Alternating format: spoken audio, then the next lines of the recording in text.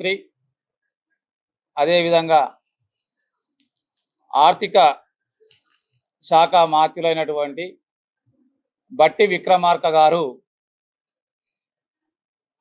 BC SC ST విద్యార్థులకు సంబంధించినటువంటి ఉపకార వేతనాలు చెల్లిస్తున్నామని చెప్పేసి 365.75 అంటే 365.75 కోట్ల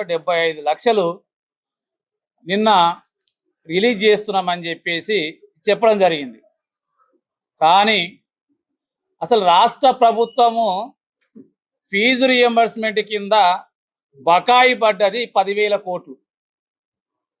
10,000 కోట్ల రూపాయలు చెల్లించాల్సినటువంటి రాష్ట్ర ప్రభుత్వము 365 అంటే 366 కోట్లు అంటే కేవలం 3,000 కోట్లు కూడా కాదు, 1,000 కోట్లు కూడా కాదు.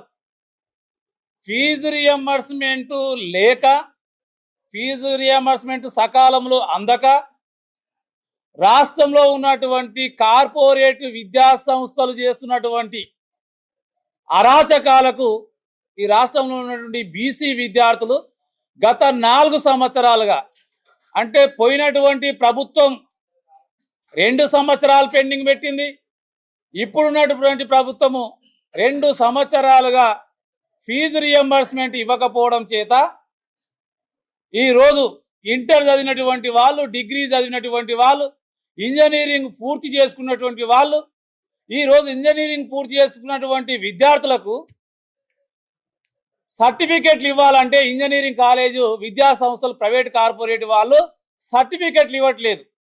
అంటే విద్యా అభ్యసం పూర్తయినటువంటి వాళ్ళకు సర్టిఫికెట్లు రాక, వాళ్ళు పై చదువులకు వెళ్ళలేక, ఉద్యోగరీత్యా వేరే ఉద్యోగాల్లో వాళ్ళు అప్లికేషన్ వేసుకోవాలన్న సర్టిఫికెట్ లేకపోవడం చేత విద్యార్థులు తమ ప్రాణాలు పోగొడుతున్నటువంటి పరిస్థితి, తమ రక్తాన్ని అమ్ముకొని ఫీజులు కడుతున్నటువంటి పరిస్థితుల్లో 365 కోట్లు ముష్టి వేసినట్టు వేసి దాంట్లో ఎస్సీలకు సంబంధించి ఈరోజు ఎంత ఇచ్చారు?